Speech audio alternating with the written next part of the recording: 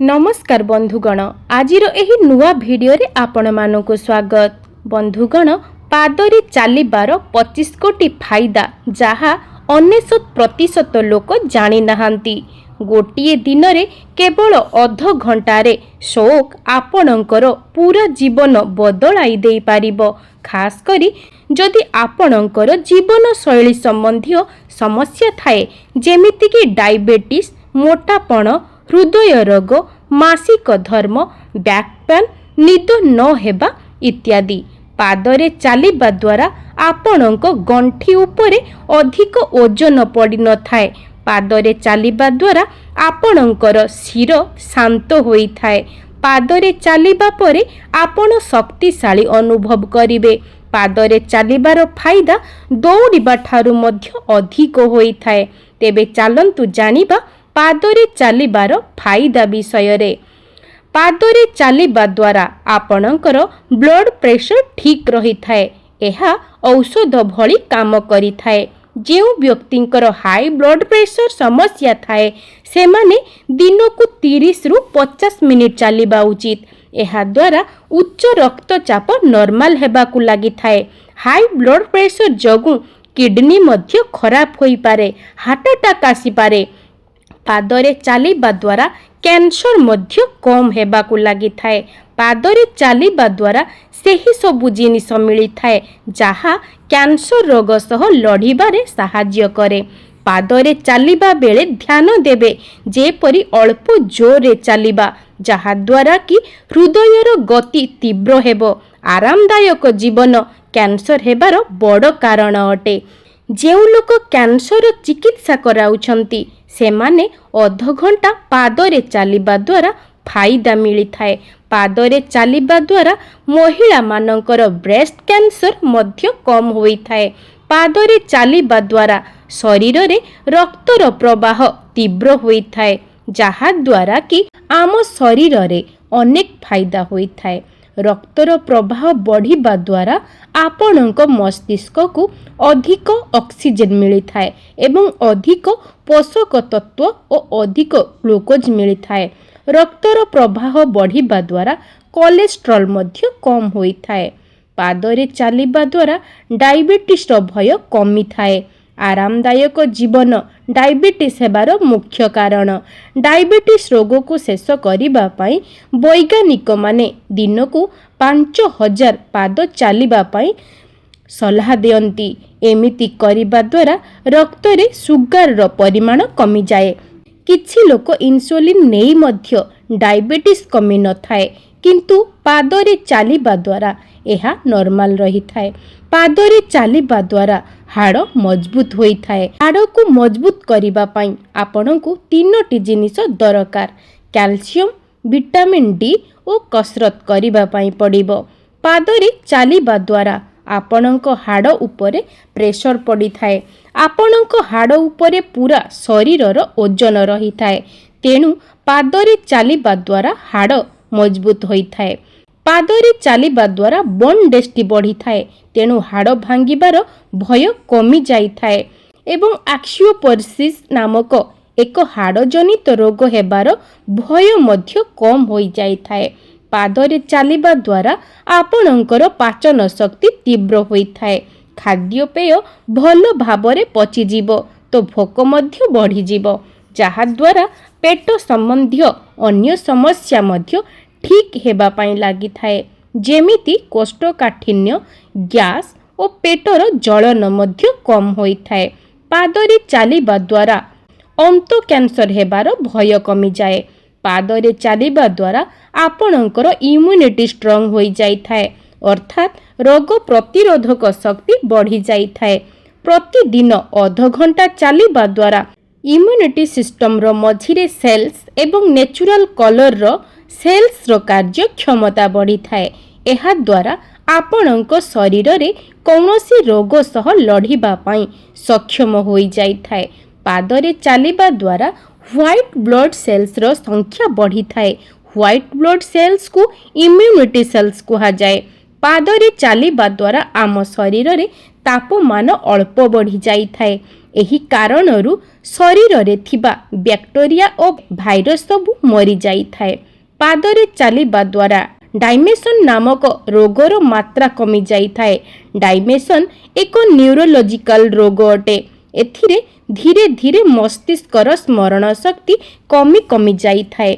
बुढ़ा लोकंकु खास करी एही रोग होई थाए। पादरे चलिबा द्वारा फुसफुसर ताकत बढ़ी थाए।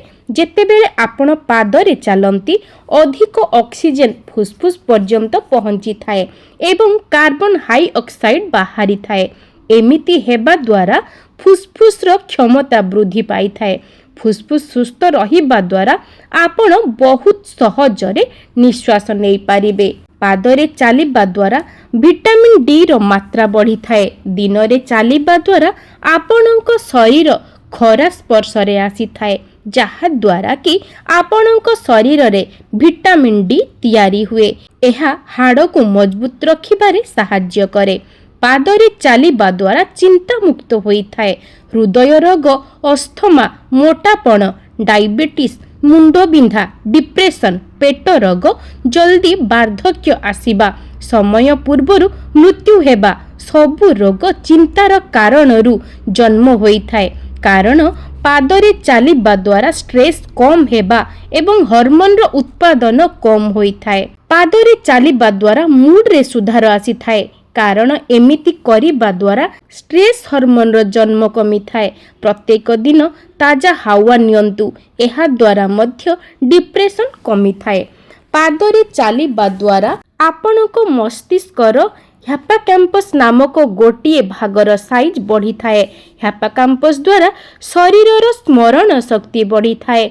जदि एहार साइज कमी जाए तेबे स्मरण शक्ति मध्य कमी थाए। पादरे चलिबा द्वारा आपणकर हृदय शक्तिशाली होई थाए। एहा द्वारा हृदयर मांसपेशी मजबूत होई थाए। जदि आपणको हृदय संबंधी रोग थाए तेबे आपण पादरे चली सेही रोग को सेही ठारे अटकांतु। एहा द्वारा आपण सुस्थ और लंबा जीवन बंची पारिबे। पादरे चलिबा द्वारा मोटापण कमी थाए। आउ मोटापण हेउची सबु रोगर मुख्य कारण।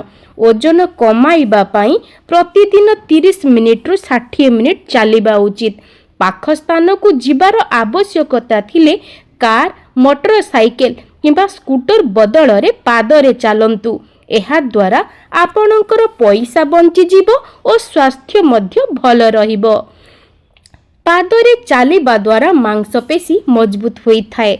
पादरे चलिबा द्वारा खास करी पिठी और पादर मांसपेशी शक्तिशाली होई थाए। पादरे चलिबा द्वारा आपणकर बयस कम परि देखा जिवो। बयस अधिक हेले मध्य आपण जवान परि देखा जिवे। जदि आपण गोटिए दिन रे 30 मिनिट चलंती तेबे आपणकर बयस 7 वर्ष अधिक होई जिवो।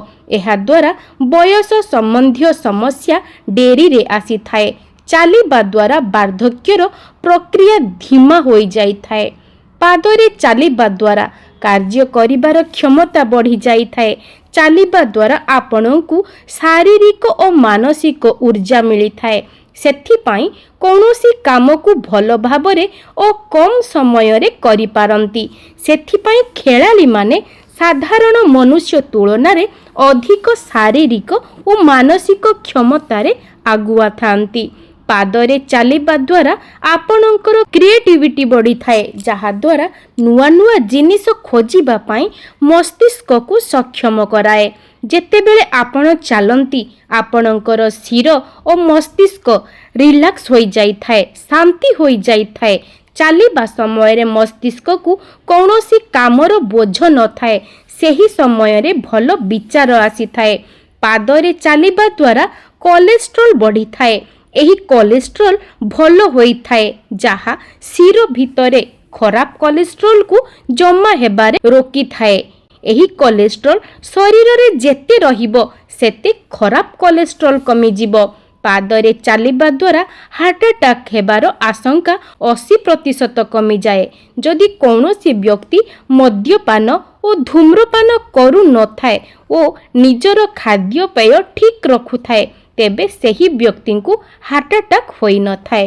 ପାଦରେ ଚାଲିବା ଦ୍ୱାରା ହୃଦୟ ନିଜର କାମକୁ ପୁରା ଦକ୍ଷତାର ସହ କରିଥାଏ। ଚାଲିବା ଦ୍ୱାରା ହୃଦୟର ମାଂସପେଶୀ ମଜବୁତ ହୋଇଥାଏ। ପାଦରେ ଚାଲିବା ଦ୍ୱାରା ଗଣ୍ଠିର ଦରଜ କମିଯାଇଥାଏ। ଆଣ୍ଠୁ ଗଣ୍ଠିରେ ହେଉଥିବା ଫୁଲାପଣ ଦୂର ହୋଇଥାଏ। ପାଦରେ ଚାଲିବା ଦ୍ୱାରା ଆପଣ ଧୀରେ ଧୀରେ ଯବାନ ପରି ଦେଖାଯିବେ, କାରଣ ଚାଲିବା ଦ୍ୱାରା ତ୍ୱଚାରେ ରକ୍ତର ପ୍ରବାହ ତୀବ୍ର ହୋଇଥାଏ, ଯାହାଦ୍ୱାରା ତ୍ୱଚା ସୁନ୍ଦର ଦେଖାଯାଏ। ଝାଳ ବାହାରିବା ଦ୍ୱାରା ତ୍ୱଚା ଭିତରୁ ସଫା ହୋଇଥାଏ। ପାଦରେ ଚାଲିବା ଦ୍ୱାରା ଭଲ ନିଦ ହୋଇଥାଏ। ପାଦରେ ଚାଲିବା ଦ୍ୱାରା ମେଲାଟୋନିନ୍ ନାମକ ସ୍ଲିପ୍ ହର୍ମୋନ୍ ଶରୀରରେ ଅଧିକ ହୋଇଥାଏ, ଯାହା କାରଣରୁ ଭଲ ନିଦ ହୋଇଥାଏ। ବନ୍ଧୁଗଣ, ଆଶା କରୁଛି ଆଜିର ଏହି ଭିଡ଼ିଓଟି ଆପଣମାନଙ୍କୁ ନିଶ୍ଚୟ ଭଲ ଲାଗିଥିବ। ଆଜି ପାଇଁ ରହୁଛି, ନମସ୍କାର।